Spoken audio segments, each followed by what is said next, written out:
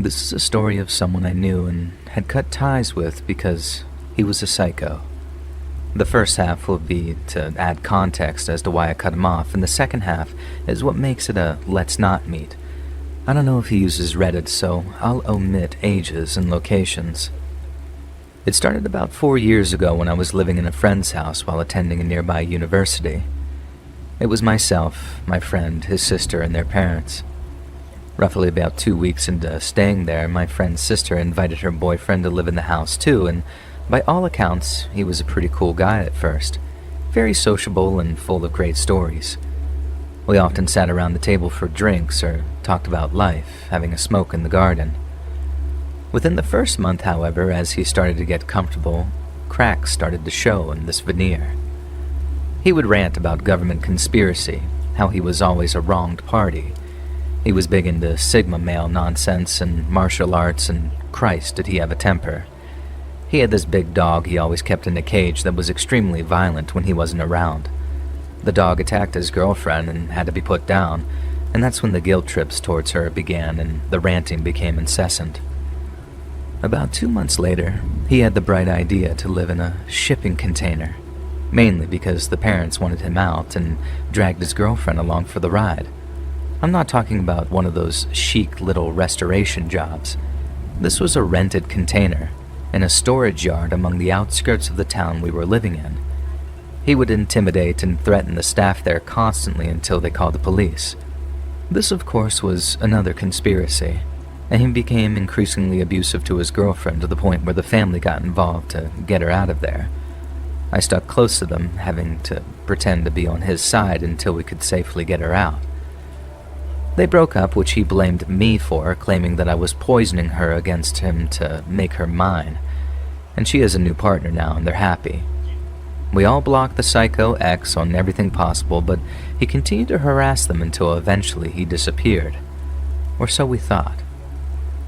Fast forward to last year, I started to receive messages over social media from several different accounts, blocking each one in turn when I discovered who it was. Some friendly and some hostile, and one of these profiles, however, was pretending to be someone I knew from university. We talked about life and how things were going, and eventually I was invited to a house party, claiming that it was a free house and plenty of people were coming.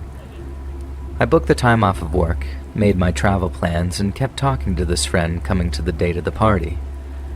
I mentioned it to my friend's sister, and she was interested in going herself, until I mentioned the address, and she began to panic. The address in question was a property belonging to the crazy ex's father that was scheduled for sale. I waited until the day of the party and called the police to check the property, claiming a suspected break-in. They found 5 people there, including the ex. Parked out front was a butcher's van equipped for food storage and a collection of knives, hammers, and rope. Let's just say, I'm glad I didn't go.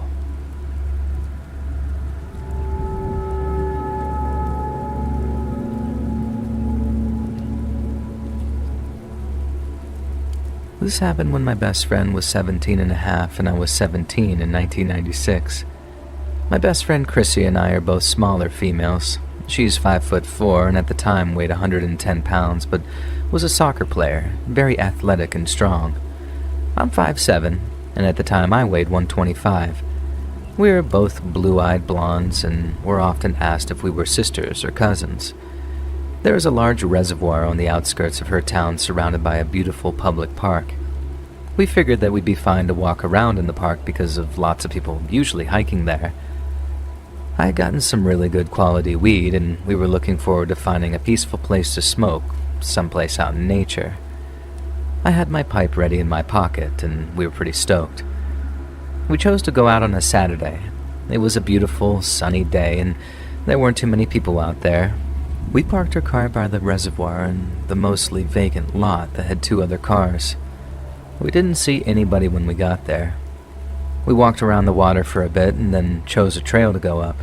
It was about 80 degrees Fahrenheit out and we were sweating, but we had some water in my small day pack. As we got about a quarter mile or so into the trail, I started having a weird feeling. I looked at her and quietly asked, "Hey, do you feel something off here? Everything's really quiet." Where there were usually crickets chirping and frogs singing, it was totally silent out. She looked at me and said, "Yeah, I think so," and then we heard some crackling of leaves about 60 feet behind us and a bit to the left. We didn't see anybody at the time, so we continued forward. We were both getting pretty nervous, and we heard the crackling again, this time a little bit closer. We still didn't see anyone, and each time we would continue forward, we would hear footsteps a little more behind us, and I thought that we were being stalked. There was a turnoff to the left, which led to a clearing by a large rock about 12 feet high with a large sturdy rope anchored onto it to climb up to the top. It was part of a steep hillside of the cliff. The rope to climb it was anchored to the ground as well, so one could not move it, and I told her, "We need to get up that rock now. I think we need the high ground." She nodded and went up first, with me right behind her. We flew up that rock, clinging to the rope tightly and going as fast as we could. When we reached the top, we turned around to see an older man, probably about 45, with a slighter build, wearing a jacket, jeans, and glasses coming into the clearing. He was about 20 feet away. He looked at us with a cold, vacant expression. I got goosebumps looking at him, so I shouted, "Hi, will you please leave us alone? We're just trying to have some privacy up here." He didn't respond, and with a blank expression, slowly started walking towards the rope which led to the top of the rock.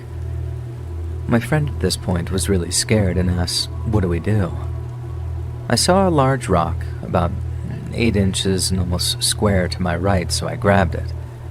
I was surprised at how heavy it was, but my adrenaline was going, so I lifted it pretty easily, and I told her, "Look around for the biggest rock you can find, fast. Move them next to us. Hold the biggest one, and if the guy tries to come up, we throw them at him and hit him as hard as we can. Aim for his head." Fortunately, there was a pile of sizable rocks behind us to the left, like someone had made a ring to hold a fire on top of the rock and then move them away. She brought a few over and held a large one to herself. My friend and I stood close to the edge of the rock, holding our makeshift weapons. I looked down to the base of the rock where the guy was considering the rope. He looked up at us again with very cold blue eyes and no expression, and then he reached his hand for the rope. I shouted loudly, "Do not come up here. If you try to come up here, you're going to get hurt." I held the rock close to my chest so he could see it. My friend was next to me doing the same thing, and we had a pile of more rocks. He blinked his eyes and cocked his head a little bit, and then released his hand from the rope and silently backed away. He backed to the edge of the clearing, back through the bush, still watching us, and then we heard his crunching footsteps go back through the woods until we couldn't hear him anymore. We stayed on the rock for another 20 minutes, maybe a bit more, watching and waiting. There was no other way to access the rock except for the steep hillside covered with poison oak, so we didn't think he'd try it, and plus we'd be able to hear him if he did. After we didn't hear anything for 20 minutes, we decided to make a break for our car. We threw several rocks down to the ground. Mine hit the dirt with a particularly satisfying thud. Chrissy went first down when I was keeping watch in case he came back. When I was scaling down the rock, she was holding a rock, getting ready to throw it full force if he returned. Unfortunately, he did not. We each grabbed the largest rock we could carry, put a few smaller ones in our pockets for good measure, then headed back to our car on the trail, very carefully and quietly. The crickets were chirping again, so we felt that he had left, but we were still extremely cautious. We did make it back to our car without incident and quickly left, and that was the last time I've ever hiked in that park.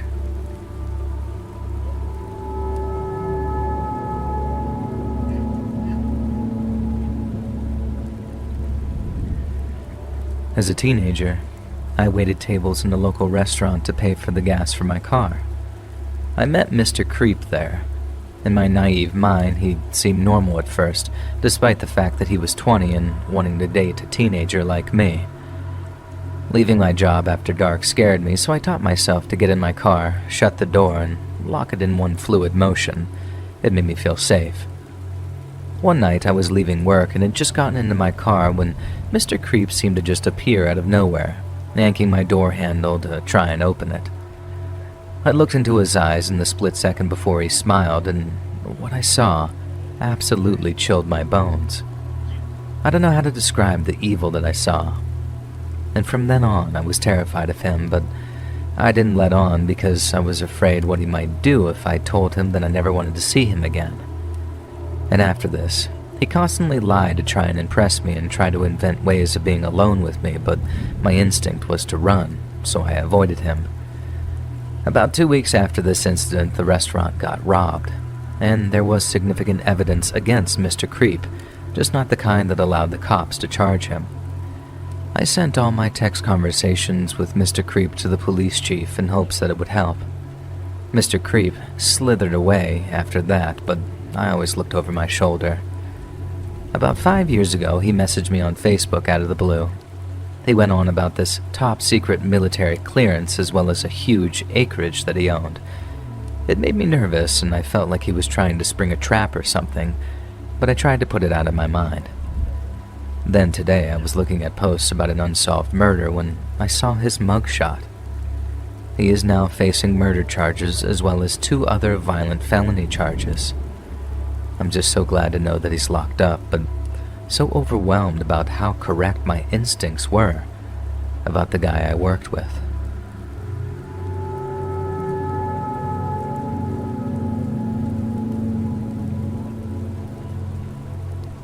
I work overnights at a 24-hour diner. You can probably guess what company. I'm used to weird people and odd things happening, but tonight was just too much. The restaurant backs up to a field that has a tree line, and my cook and I went out back to smoke. We could hear someone yelling in the distance, but we get a lot of homeless people that come through town that usually are harmless, so we just shrugged it off as weird and went back inside. Later, I came out again to smoke and throw away some trash in the dumpster that's next to the field. It was stupid to go over to it, but I hadn't heard him again. As I'm walking away from the dumpster, I hear, "Hey, come here. Hey, come here." It was much closer than when we heard him yelling the first time. I went inside and got my coworker who owns a car with a spotlight on it. We shined it into the field, which, again, not smart, and we admit that, but we couldn't see where he was, but he kept saying, "Hey girl, come here." I called the cops by this point because it was just too weird. As soon as I get off the phone with him, he comes walking out of the field. He's an older man wearing a tan trench coat, and my coworker and customer ran back inside because this dude was hauling it across the parking lot. He started to come towards the door, and I called the cops again. My cook cut him off and told him he needed to go. The man was acting erratically, yelling at my cook and said, "I'll end your life next time I see ya." He kept moving his jacket by his waist like he was flashing a weapon, but I couldn't see anything from inside. Cops get him down the road, and an officer came by and basically said the guy's homeless and not mentally stable. No kidding. We told them everything that happened, and my cook pressed charges on him. The officer told us that there wasn't anything they could do, and he wouldn't give her his name, so they let him go. It basically ended with, "Oh, by the way, he's known to carry a knife in his waistband. Call us if you need us. Bye." He came back, again hauling it across the neighboring parking lot and back into the field, and we could hear him screaming, yelling, "Hey, come here," again and again. We got busy when the bars closed and haven't heard him yelling since, but I know he's still back there because I had caught him sleeping behind the dumpster before. My manager comes in the morning, and I'm going to try and get her to let me take a picture of him off the security tape so I can warn the other third shift workers. The field that he's camping out in also backs to a middle school, but the cops said again there was nothing they could do. Hopefully he moves on and leaves us alone, or the cops can get him on something where no one gets hurt.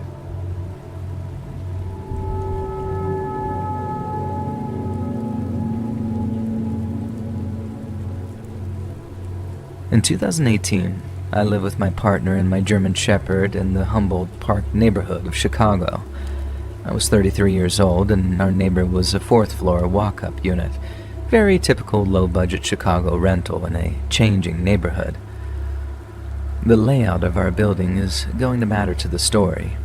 Our building had a total of 12 units. Mine and the 3 below me had a shared front entrance, and the other 8 units were through a second entrance.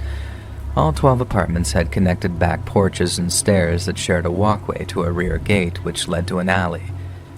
From the front stairwell, there are windows on each landing to the back porches, so you can see the back door of my apartment when standing at the front door through that window. We had good relations with our neighbors, especially those that lived directly below us and shared our front door. This was the thing that saved all 3 of us, my partner, my dog, and myself. My partner was in a touring band at the time and would leave for weekends for weeks at a time, and it was a scary thing for me because I was actually hurt and stalked by my ex in my teens and 20s. I always worried something would tip him off and he'd start stalking me again. A little less than a month before a 2-week tour my partner had scheduled, I received a creepy Facebook message from that stalker ex from yet another new account. About a week after that, my car was broken into. The glove box was empty and things were thrown around, but the only thing that was taken was a bag of dog treats. I had about $20 and change in the compartment between the seats, and they left the money.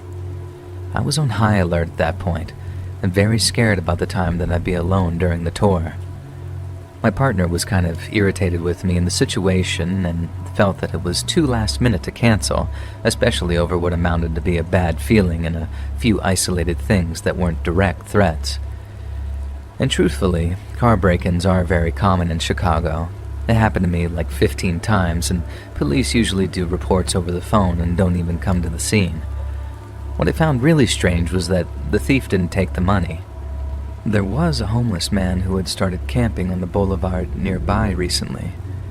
My partner left for his tour, and I set up cameras and bought door braces for my front and back doors. I became completely nocturnal, unable to sleep at night. My poor dog developed diarrhea, maybe because she was picking up on my stress level. It meant that I was taking her down all 4 flights of stairs for her to go blast her bowels 6 or 7 times a night. I had the distinct prickly crawling sensation of being watched when I would take her out, but I couldn't tell what was genuine and what was my own fear and paranoia. Her diarrhea lasted an unusually long time, like 3 or 4 days. I was going in and out of the main door a lot, feeling very scared, and I noticed that some of my neighbors wouldn't pull the door all the way closed, so the lock engaged. I mentioned it to my downstairs neighbor one day, including that I was extra careful because of the stalker. He was supportive, said that he'd mention it to the other neighbors if he saw them, and I noticed that the door was locked more frequently after that. My partner came home at about 11 a.m. on a Sunday morning. At about 8:30 a.m. that morning, my first-floor neighbor's place was burglarized. He was a metalhead dude who collected instruments and sold weed and psychedelics and lived alone. I guess he went out for breakfast and left his door unlocked while he was gone. Someone had come in, eaten the leftovers in his fridge, took a coat and a pair of boots, and left a filthy coat and a pair of boots, and took his college diploma but left $500 in the same cabinet. They left all the expensive musical instruments and mixing equipment, left the drugs, but did take a set of keys. The keys were to the first-floor apartment, and a master key for the front door and the back gate. My neighbors ran into each other right after the break-in, and the second-floor neighbor said to go tell me because I had a stalker. So my metalhead neighbor came up to let me know what had happened. My partner had just gotten home from his tour when he knocked at the front door. I jumped out of my skin but looked through the peephole, recognized him, and the 3 of us stood on the stairs at the front door while he told us about the break-in. We jabber-jawed for a while, about 15 to 20 minutes, and while we were talking, we heard the front door open and close below us, but really didn't think anything of it. Then we saw a man climbing up my back porch steps at the back door through the window. There was no other apartment that he could have been going to, and he had to walk past all 11 more accessible units on his way to mine. He was not my stalker, and I didn't recognize him, but his image is burned into my mind. He was wearing flashy black and white high-top sneakers, not the ones stolen from downstairs. His black coat was oversized and hanging off of his shoulders. We locked eyes through the window, and he froze halfway up the stairs to my back porch. He slowly took a cell phone and called someone as he slowly turned around halfway up the steps. He walked back down the stairs in artificial slow motion, as if he were pretending to be nonchalant, and then bolted into a sprint as soon as he hit the porch below mine. My neighbor ran downstairs and dialed 911. My partner and I ran through the apartment to the back porch and saw a sedan and a windowless van pulling out from the sketchy building 2 doors down. Both cars floored it out of the alley. We didn't get the license plate numbers, but the cops said that it wouldn't have mattered. There wasn't any crime committed and nothing concrete to justify stopping them. They very condescendingly explained this to me as they took my statement later. And my neighbor is the one who actually made the call and has the police report, and my partner and I were just considered witnesses. For a long time, the thing that scared me the most was the tool that my neighbor found when he went running downstairs. It was a 2x4 piece of wood, cut to about 2 feet, but about 6 inches of it had been made into a handle.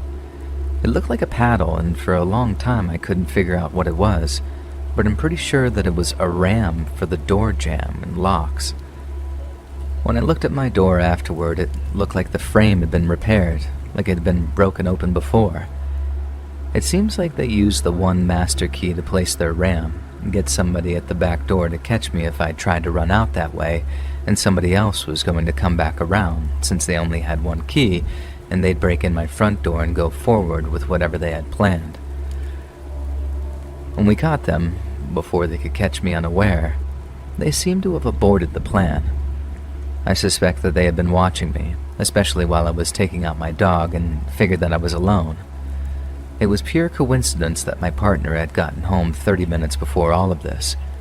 I feel that we all could have been horribly injured or worse had we been trapped inside and they had gotten the jump on us.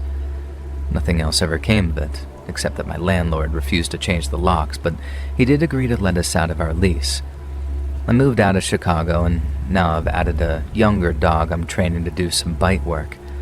My house is surrounded by cameras and floodlights, and I have wingnut neighbors.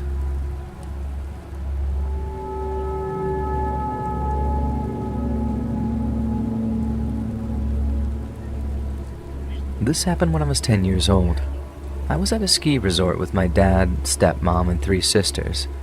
When this happened, my 2 sisters, dad, and stepmom were still out skiing, but my sister Ava and I got cold, so we went back to the hotel to get some food. We sat at the restaurant in the hotel until my stepmom came down. We asked her if she could hold the table so we could quickly go up to the room to drop off our ski jackets. So we took the elevator, and once we got off, we started to walk to our room. And that's when I heard someone behind me say, "Hey." Now keep in mind, we were both about 11 at the time. I didn't think he was talking to us, so I just ignored it. We walked into our room, but before we could close the door, the man stepped into the doorway. He was tall, probably about 6 feet, and looked pretty old, maybe in his early 60s or late 50s. He was wearing the hotel staff uniform, but without the logos. The thing that raised a big red flag was that he was wearing black surgical gloves. He goes on to say, "Hey, I was talking to you." We spun around, caught off guard, Ava saying, "Us?" And he replies, "Yes, you. I was wondering if you could grab a picture for me and come into my room to pour some water for me." Our parents always told us never to trust strangers, and we already got a bad vibe from him, so we politely declined. His tone then got a bit annoyed, and he said, "It'll just take a second. Can you just come pour me some water in my room?" At this point, we already knew this wasn't right, so we just said no again. This conversation went back and forth for about 3 minutes until we tried to walk into our room. Our instincts kicked in at this point, and I ran towards the door saying, "Sir, we're good." And I slammed the door on him. Ava and I sat in the hotel room for about 10 minutes, panicking about how we were going to talk to our parents because we left our phones downstairs. We looked out the peephole and he was gone, so we bolted down the hallway and ran back down the stairs to the restaurant. Once we told our stepmom, she was mortified and went to the office security. They interviewed us and asked us for a description because they didn't have any cameras in the hallway. We gave them the description and they told us that nobody with that description works there, and that most of them were young, broke college students. At this point, it really set in that if I accepted and just helped him, I might have died.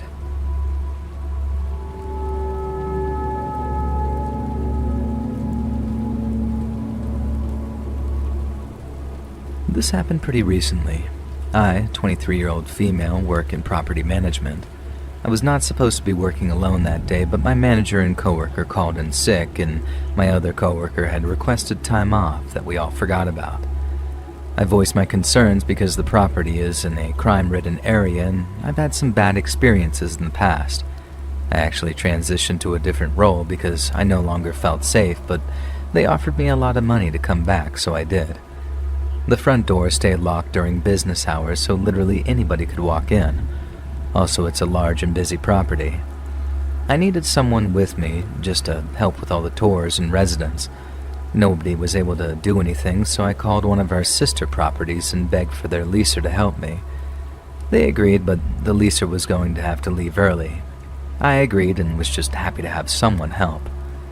Flash forward to an hour before closing and the leaser had to go. Literally as she walked out, this disgruntled man walked in holding a duffel bag. I hate to profile him, but he was clearly homeless and not all there mentally. He walked up to me and handed me his ID. I asked him how I can help him, and all he could say was, "You don't respect veterans." I again asked how I could help him, and he couldn't give me a straight answer. I was getting fed up when the coworker who had requested the day off happened to come in just to say hi. My coworker instantly knew something was off, so he came over to investigate. The homeless guy didn't like my coworker asking him all these questions, so he opened up his duffel bag and started sorting through it. He pulled out a piece of women's lingerie and threw it on my desk. Then he pulled out a box, and in that box was an SD card. He was trying to put it in my computer, and I told him to not do that. He listened to me, but proceeded to rummage through his bag. He seemed very irritated because we kept telling him, "If you can't help us, how can we help you then? You're gonna need to leave." At this point, I'm getting scared that he's gonna pull out a gun and just light us up. And instead of a gun, he pulls out a knife. Instantly, both me and my coworker started to scream at him to put the knife away and to leave. He eventually put the knife away but refused to leave. I messaged my manager, who was out sick but lived on site, to please call the cops and told him that there was a guy with a knife in the office. My coworker who was with me didn't physically force him out, but he guided him out by walking towards him and making himself look threatening.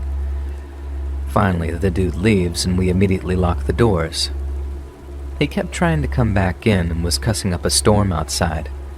Eventually, he made his way to the convenience store that is attached to the building. Within 30 seconds of him going in, about 4 squad cars pull up. We pointed at the store and they ran in there. The guy got aggressive with the police, so they beat him and ended up detaining him. I told the police to look in his bag for the knife, and they found it. I identified the weapon and answered some of the police's questions. I didn't press charges because this was clearly a mental health crisis, and jail isn't going to reform that. He needs serious professional help. The DA pressed charges on my behalf, and the courts granted me a protection order. They also let him go without bail. The last update I got was that he didn't show up to his court hearing, and now there's a warrant out for his arrest. I wonder why. I've not seen him since that event took place, and that's all I really care about.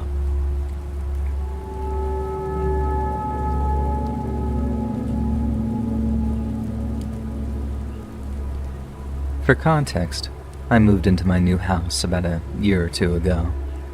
I had lived in the area for a year before, but we were evicted due to the owners of our old house wanting to move in. I'm a young female, still living with my family, which makes the story even more strange and unsettling. When you look out my window, you see my fence and then a house. They are up on a small hill, so the fence doesn't block anything. The first encounter I had with this man was late at night. I was with some friends while all of our parents were out at a party. I will say that my friends and I are old enough to be left at home, and we were responsible. We were just relaxing in my room with no light or music on. We had turned the TV off when we were alone. We heard my dog start barking for a good 10 minutes, and we passed this off because she barks at absolutely everything, from birds on the powered line to bugs on the front porch, basically anything that moves. We started hearing weirder noises like crunching circling the perimeter of my room and scratching on the walls. I kid you not, the moment we started getting scared, the loudest bangs I'd ever heard began pounding on my glass sliding door. My 3 friends and I ran out of the room to see what in the world could be making this much noise. We were greeted by an aggressive dog, which was up on the glass pounding on the door. My dog was scared. She usually doesn't do this, but she backed away behind me into the room with all of her fur up. Then we saw it, a man dressed in all black, standing at the door. We were all standing perfectly still, but I guess my friend's flight response kicked in, and just as he had jumped to lock the door, the man reached for it too. My friend yelled, "What are you doing here? Who are you?" He responded with a simple, "I don't know," and walked off with his dog, which was on a leash. When our parents got back, we told them about him. They asked us why we didn't call them. Truthfully, I know we should have, but I didn't want to ruin my mom's birthday party. I have learned from this. 2 days later, my mom confronted our neighbor who was mowing the lawn. He said that it was, in fact, him and that his dog had run into our gate and he got the dog back. He said he meant to come and talk to her earlier about it, but didn't. I thought it was a normal story until I thought back to that night. The gate that his dog supposedly ran through has a tough clasp that was shut on that night. We have it there so our dog can't get out, and so nothing can come in. But you can open it by hand, meaning that this man opened the gate and let himself and his dog in. My theory is that he heard the music stop and didn't see lights from his house, so he decided that he was going to come and, I don't know, rob us. The noises we heard must have been him, scaling the perimeter of my room for 10 minutes before attempting to enter. We filed a police report and nothing happened for a few months until one night. I was in bed, almost asleep but still getting comfortable. I set up to rearrange my pillows and turned around to make it more comfortable when I saw a face outside my window, staring back at me. Whoever it was wearing a black face covering, and I texted my mom and froze. I heard movement, and then my mom came and checked, and nothing was there. This wasn't just my imagination, as my neighbor's lights are visible from the crack in my curtain, but the face was covering a majority of the light. Ever since then, I have noticed them watching, and whenever I catch them looking, they get up from their balcony and leave. I'll catch them watching in the same spot, only 5 minutes later.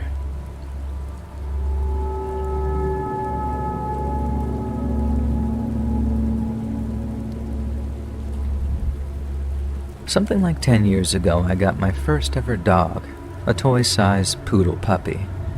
She was way cute and also way too smart for her own good. She quickly learned that little kids, elderly ladies, and people who wore pink and sparkly stuff loved puppies, so much that she could get people food from them. Well, one day she escapes the yard while I'm vacuuming the house, and I end up going all over searching. I started on foot, then decided that she must have gone far, maybe got out right when I started, and so I got into my car and started driving all over the neighborhood, calling for her and showing people walking by pictures of her and asking if they'd seen my puppy. As I'm driving around hollering for her, I see some kids on their lawn playing with Barbies. They look 5 to 6 years old maybe, and they hear me calling for my pup and come running up to ask what kind of puppy I lost. I was going to show them my phone picture and then realized that this is the exact scenario they use to teach stranger danger. So instead I was like, "Go get your parents, I need to talk to them." One girl did, but the other stood there, even put her hands on the windowsill of my car and asked if I had the puppy in the car. At the time, my only thought was for the parents to hurry up because I really didn't know what to do. So the mom comes out and has a total panic over her child being right up at a stranger's car and comes running over. I explain to her that I lost my dog and I give her my number and show her the picture. But I doubt she believed any of it because she just scooped up her kids and carried them into the house. I just wanted to share this story because that day, I was the creep. And if you're wondering if I have found my puppy, I did. Or rather, a neighbor did. She had gone into his chicken coop and fallen asleep in a nest full of eggs and got sat on by the mama bird. When he went to collect the eggs, he was surprised to find a very waggy-tailed chick.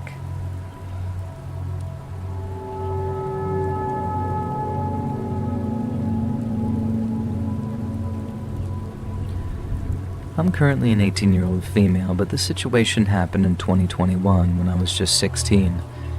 It was around 3:30 p.m. in the afternoon and I was returning home from my tuition classes. At that time, there was a high spread of the pandemic, so the school was happening online. Still, I had no other option than to go and take notes from my teacher because there was an important exam coming up. Normally, I wasn't allowed to go outside because my knowledge of roads and areas was pretty poor.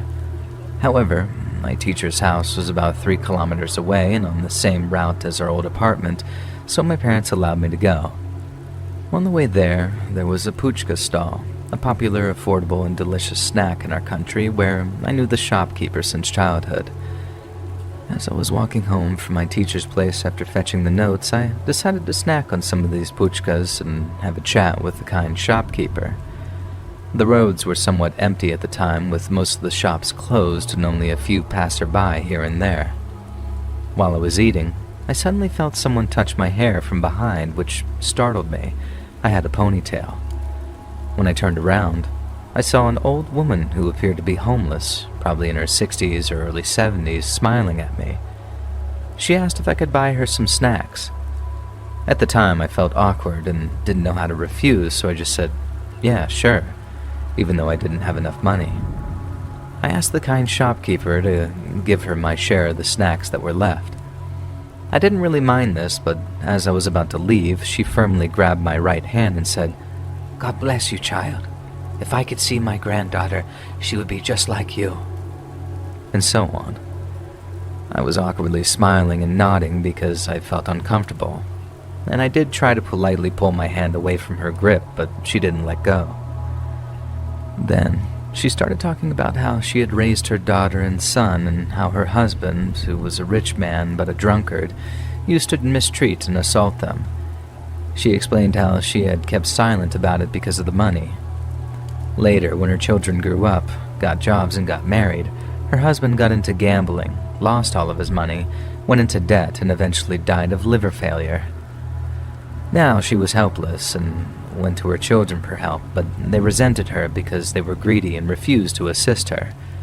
She shared how she had lost everything and went on for the next 2 hours. I sympathized with her, but I also realized that it was getting late to return home. The woman had a very eerie body language, and she started asking me about where I lived. Unfortunately, I told her about it at the time. She asked for my dad's name, and I shared it with her. She claimed to know him and started saying positive things about him, describing him differently from how I knew him, which was strange because I looked more like my mother. At this point, I became uneasy and tried to pull my hand away, but she wouldn't let go. She kept insisting on taking me to her home and feeding me some sweets. That's when it struck me that she couldn't possibly take me to her home, given her earlier story. I got frightened and told her that I needed to get back home because my parents would scold me if I was late. I started using more force to free my wrist from her grip. She resisted and even tried to drag me towards a dark lane by the road, saying that I had to accept her return gift. Finally, I managed to pull my hand away with all my strength and ran straight home. And as I reached my house, I was breaking out in a cold sweat. My parents were understandably angry and confused when I explained this whole entire crazy situation.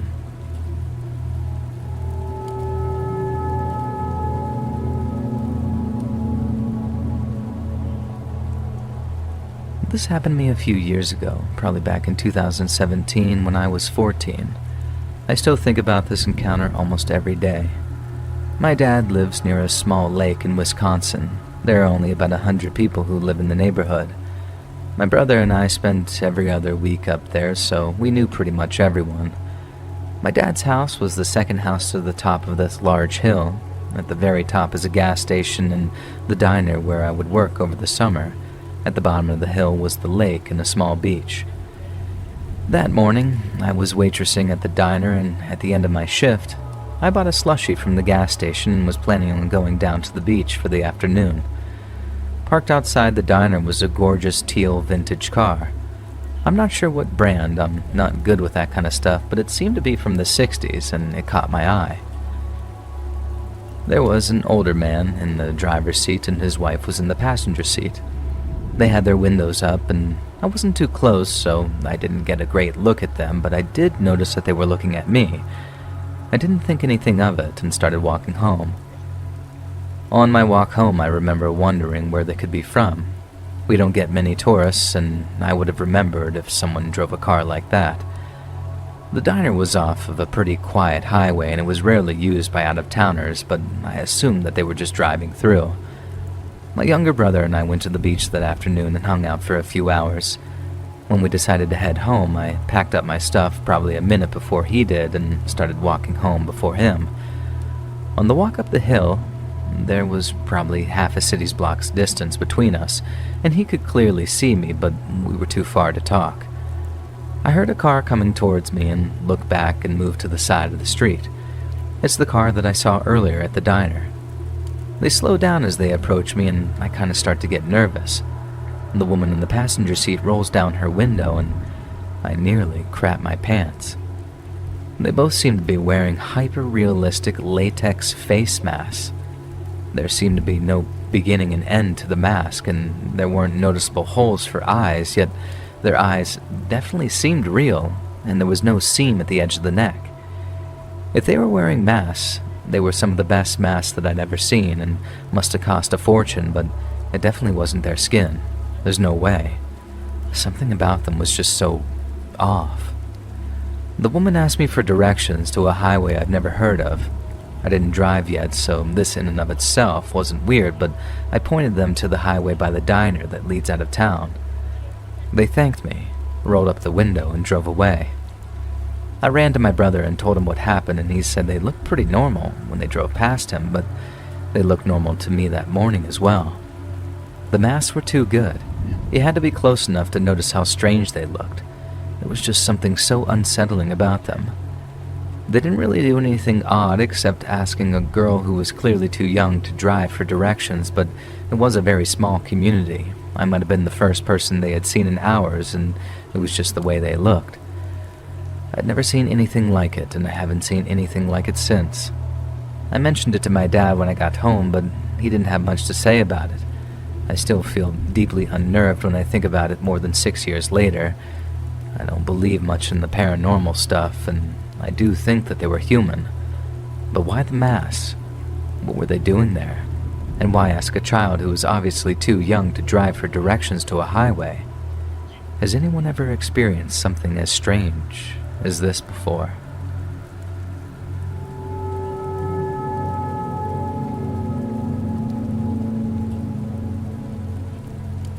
A few years back, I, a 23-year-old female, was driving home after taking my dad to the airport for a late flight. It was already dark when I left the airport, and I still had a 3-hour drive home. A few hours into the drive, I get recalculated to some windy backroad highway. There were no cars or streetlights, so it was pretty dark and pretty creepy. As I turned to curve, I noticed a black car come out of nowhere and start to ride my bumper. Then the blue lights. The road was so dark that I had to drive for a minute to find a spot with at least a few lights where I could pull over. The officer came up to my window and asked me if I knew that my tags were expired. I thought it was kind of odd because I was driving my mom's car and she's usually pretty on top of those things. But it was more so the way he talked that made me uneasy. He was speaking pretty fast, like he was in a hurry or something. As he's standing at my window, before he even gets my license and registration, his radio beeps and tells me that he has to go to another call. He practically runs back to the car and speeds off. I head back home, half weirded out, half thanking God that I didn't get a ticket, and I kind of brush it off until I go outside of my car the next day and find that my tags were not due to expire for 2 more months. It could have been a simple mistake, but I couldn't help recalling how weird the whole incident was. He could have misread the number, but looking back I wonder what could have happened if he was someone with bad intentions. From then on, I pull over only in well-populated areas, and if a safe option is unavailable, call 911 to make them aware.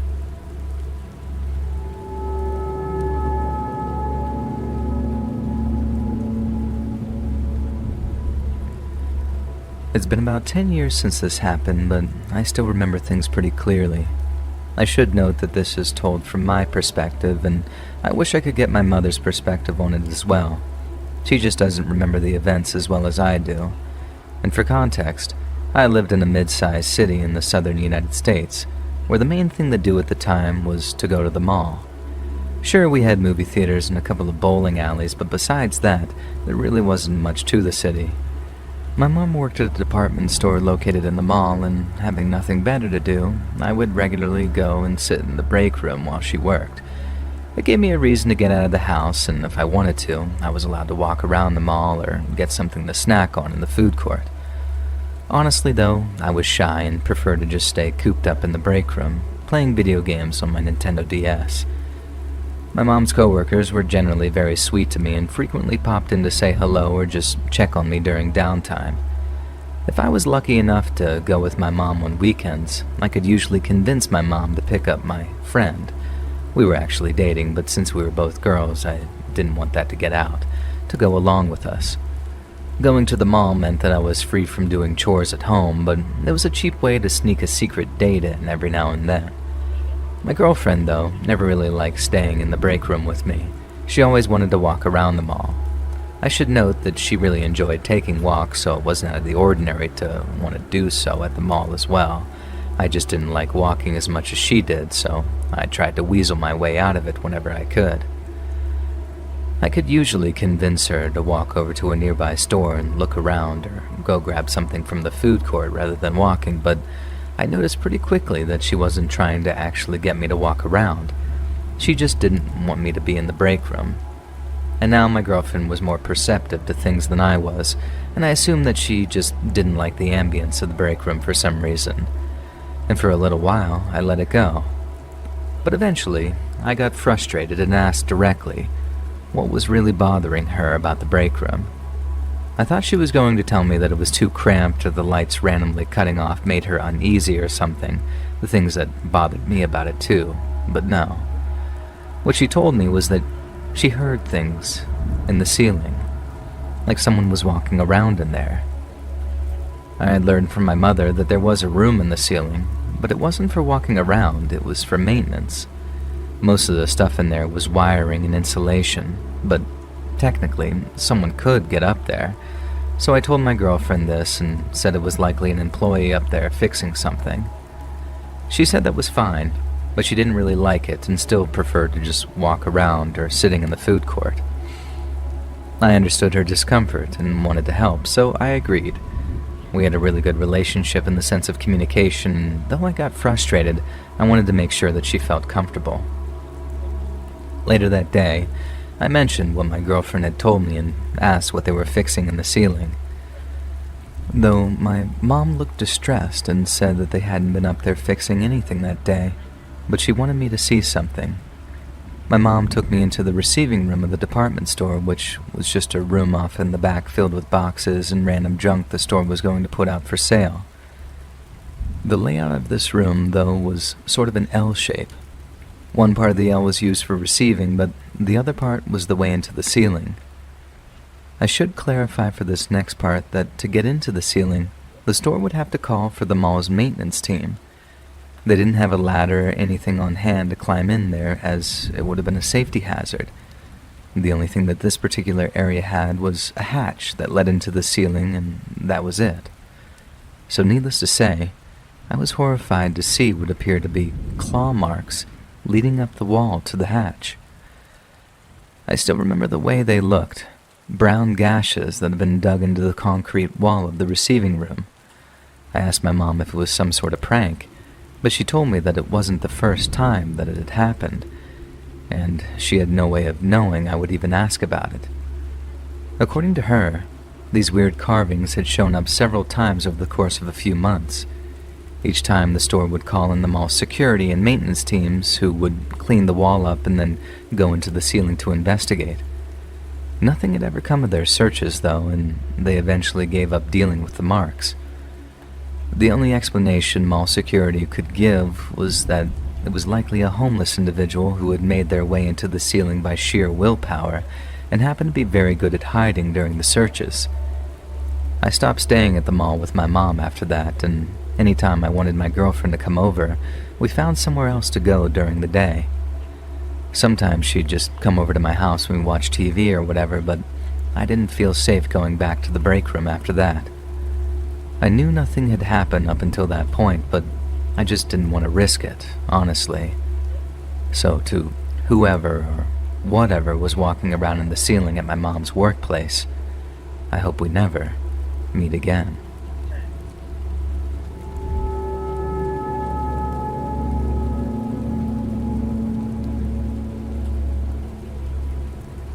I, a mid-20s female, went to the local grocery store tonight at around 5 p.m. It's winter and getting dark by 5 where I live.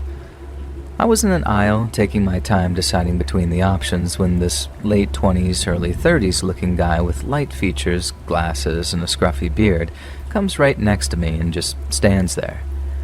I didn't think much of it or even look at him at first because I figured, whatever, he's just looking too. But then after a few seconds I noticed that he wasn't moving or doing anything, just standing there.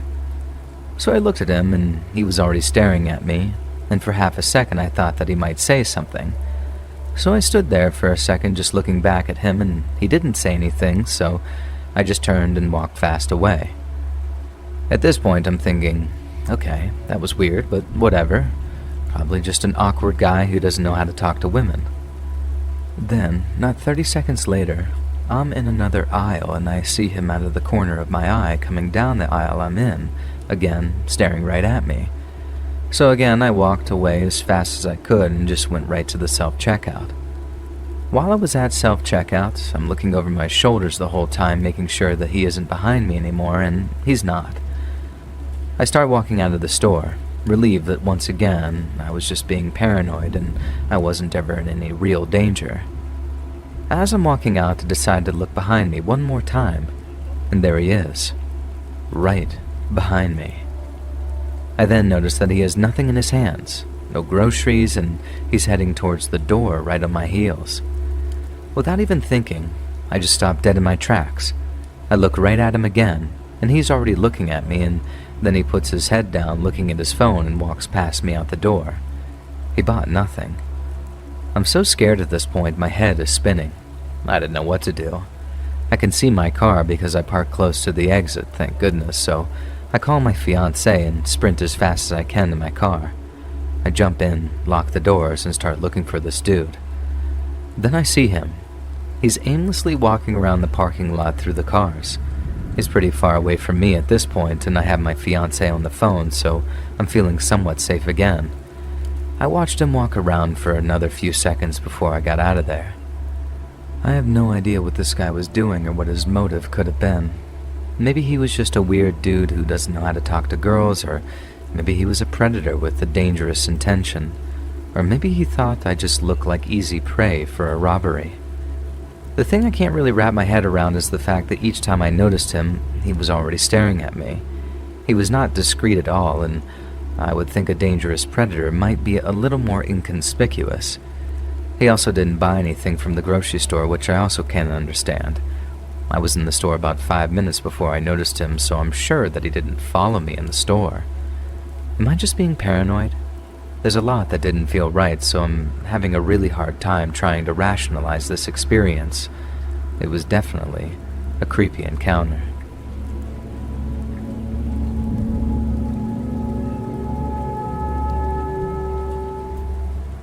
I was shopping with my toddler when an older lady, maybe around 70 years old, who was by herself, came up and said, Ma'am, just so you know, all canned veggies are on sale for 50 cents this week.